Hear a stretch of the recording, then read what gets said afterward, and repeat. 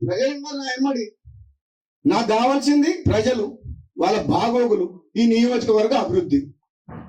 ఒకవేళ నాకేదైనా మంచి జరిగితే వాళ్ళకి మంచి జరుగుతుంది, లేదంటే వాళ్ళ మధ్యనే ఉంటా, వాళ్ళ కోసం పనిచేస్తా, వాళ్ళ కష్టసుఖాల్లో పాలు పంచుకుంటా, వాళ్ళ కోసము ఎంత దూరమైనా పోతా, ఎంత పోరాటమైనా చేస్తా, అవసరమైతే మళ్ళీ త్యాగం చేసి పోయినసారి ప్రభుత్వాన్ని మీ కాళ్ళ తీసుకురాలే తీసుకొచ్చినా.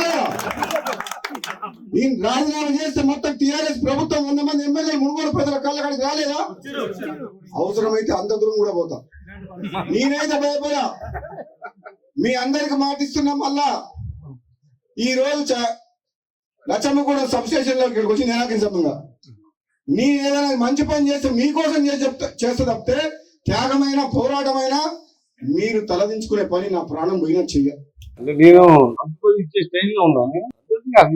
జాతీయ పార్టీలో కొన్ని సిస్టమ్ దాని ప్రకారం పార్టీ అగ్రనాయకత్వం నిర్ణయం తీసుకుంటుంది. సీఎం గారి అభిప్రాయాలు తీసుకుంటారు. ముఖ్యమంత్రి గారు, సీఎం గారు మంత్రివర్గాన్ని నియమించే అవకాశం జాతీయ పార్టీ కాబట్టి ఇక్కడ వాళ్ళ పర్మిషన్ తోని ఆయన చేయడం జరుగుతుంది. అందులో నా ప్రమేయం కానీ ఎవరి ప్రమేయం కానీ ఉండదన్న అది ఆ విషయం నాకు తెలియదు. అప్పుడు మాట ఇచ్చిన నా మాట ఇయ్యారు కదా. నేను ఎప్పుడు వాళ్ళను మాట ఇస్తే సంతోషపడతాం కానీ అల్టిమేట్ గా హైకమాండ్ సీఎం గారు కోసం నిర్ణయించే అంశాన్ని నన్ను అడగడం కూడా మీరు తప్పు. నా చేతులు లేని విషయం అడిగితే ఏం చెప్పలేదు.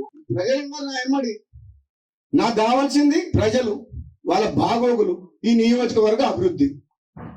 ఒకవేళ నాకేదైనా మంచి జరిగితే వాళ్ళకి మంచి జరుగుతుంది, లేదంటే వాళ్ళ మధ్యనే ఉంటా, వాళ్ళ కోసం పనిచేస్తా, వాళ్ళ కష్టసుఖాల్లో పాలు పంచుకుంటా, వాళ్ళ కోసము ఎంత దూరమైనా పోతా, ఎంత పోరాటమైనా చేస్తా, అవసరమైతే మళ్ళీ త్యాగం చేసి పోయినసారి ప్రభుత్వాన్ని మీ కాళ్ళ తీసుకురాలే తీసుకొచ్చినా. నేను రాజీనామా చేస్తే మొత్తం టీఆర్ఎస్ ప్రభుత్వం 100 మంది ఎమ్మెల్యేలు మునుగోడు ప్రజల కాళ్ళ కాడికి రాలేదా? అవసరమైతే అంత దూరం కూడా పోతా. నేనైతే భయపడా. మీ అందరికి మాటిస్తున్నా. మళ్ళా ఈ రోజు లచ్చమ్మగూడెం సబ్ స్టేషన్ లో ఇక్కడికి వచ్చి నేనాకి సంబంధంగా నేను ఏదైనా మంచి పని చేస్తే మీకోసం చేస్తే తప్పితే త్యాగమైన పోరాటమైనా మీరు తలదించుకునే పని నా ప్రాణం పోయినా చెయ్య. అంటే నేను ఇచ్చే స్టైల్లో ఉన్నాను.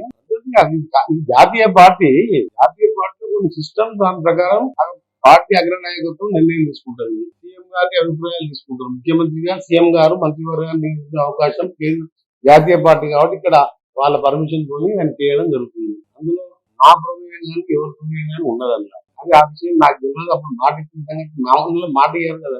నేను ఎప్పుడు వాళ్ళను మాట ఇస్తే సంతోషపడతాం కానీ అల్టిమేట్ గా హైకమాండ్ సీఎం గారి కోసం నిర్ణయించే అంశాన్ని నన్ను అడగడం కూడా మీరు తప్పు. నా చేతులు లేని విషయం అడిగితే ఏం చెప్పలేదు.